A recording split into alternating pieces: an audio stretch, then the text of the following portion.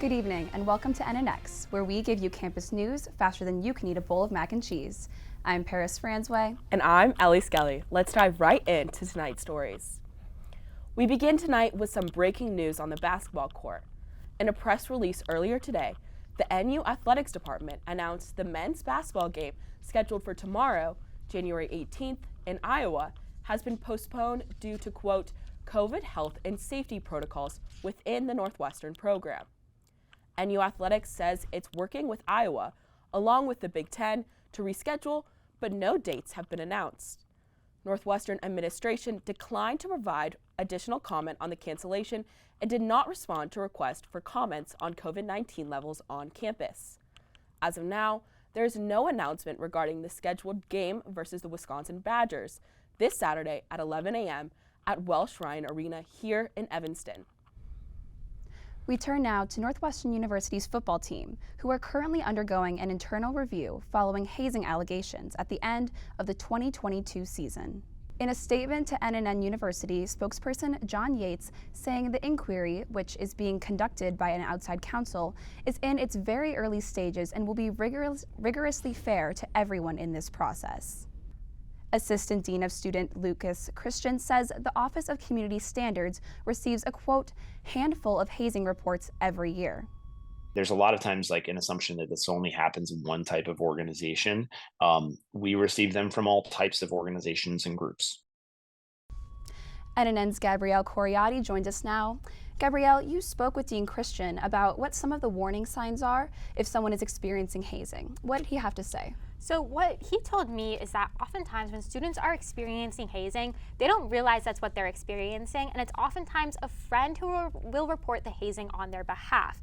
They said the signs to look out for in your friends are sleep deprivation, increased stress, or seeing patterns of physical exertion or anything that's abnormal for your friend to be experiencing. Thanks, Gabrielle, for those important reminders. We'll have more on the coverage of the allegations as the investigation continues. Northwestern University graduate workers voted to unionize in a landslide victory for unionization last week. This comes after years of organizing and demonstrations for official union status throughout fall quarter. Now, NUGW hopes to negotiate with the university for higher stipends, comprehensive health care, and international student support. So the next step at this point is, of course, the first contract, and we're very committed to, continuing to organize and be, connecting graduate workers. While there isn't yet a timeline for negotiations, NUGW says they want to accomplish their goals sooner rather than later. The university issued a statement both acknowledging the results and committing to working with students to create a collective bargaining agreement. We move on now to the Wildcats' electric basketball season with an update for the future of campus games.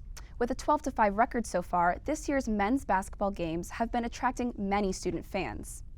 So much so that a record-breaking 1,511 students were able to attend last Wednesday's game against Rutgers. This number was made possible by expanding student seating into the upper sections of Welsh Ryan Arena, which may not be available for future games, following a situation earlier this quarter where hundreds of students were turned away when they hit capacity. Wildside has announced a new student ticket request process. Future games will have 1,000 available student seats with an online ticket reservation that will ensure all students who show up to the game have a seat. For students who don't show up, extra seats will be given on a first-come, first-served basis. Very excited to have this much enthusiasm, and I think that the ticketing system itself will be very useful in guaranteeing that the people who are very interested in going to these games can get in, despite having a class or some sort of conflict, that they can get to the door 30 minutes before, and they'll be given a spot to sit in the student section. This program will go into effect this Saturday when the Cats take on Wisconsin, barring any COVID-related changes to the game. Sign-ups will be available Thursday at 12 p.m., which you can reach from the QR code on your screen. In Evanston, the Music Institute of Chicago hosted its annual concert celebration of Dr. Martin Luther King Jr. The Institute partnered with the Fleetwood Jourdain Theater for a sold-out celebration this past Sunday. The concert featured student performances from various Evanston groups, with a focus on including artists and voices of color. My purpose is to actually celebrate our unity as a community and to continue to encourage people to unify and strive for common goals. The event also included an exhibit from the Evanston Art Center, focusing on the issue of race in America. The goal, to remember the legacy of Martin Luther King Jr. while celebrating a future of progress. Back on campus, Norris University Center comes into the new year with 2 new dining options.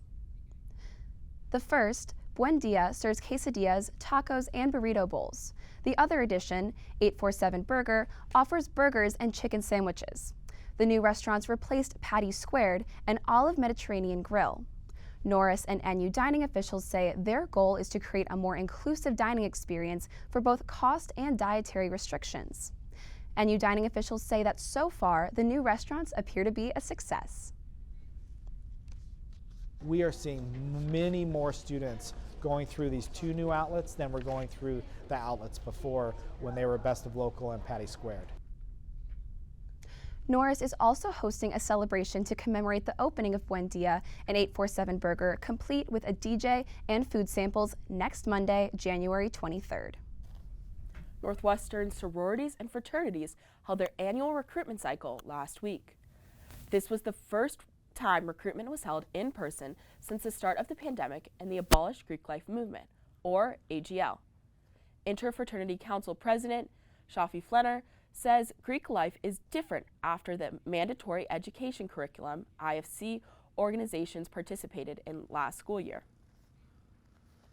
Have across all of Greek life really being a lot better about things like hazing, hazing prevention, sexual assault prevention. And now, with these changes and recruitment shifting from virtual to in-person, many students are taking part in hopes of finding and being welcomed into a community on campus. And finally tonight, we turn to a new gallery celebrating Black women, which opened Thursday in Norris University Center. NNN's Isabella Lisco speaks with the artists honoring their history on opening night. Radiant Compositions, Quilts of Inspiration and Remembrance, celebrates the resilience of Black women. I want this to be an exhibition that provides solace and that recognizes those who came before us. Artist Melissa Blunt says quilting started as a necessity. Enslaved people quilted for warmth out of any materials they could find. Took feed sacks, took old work clothes.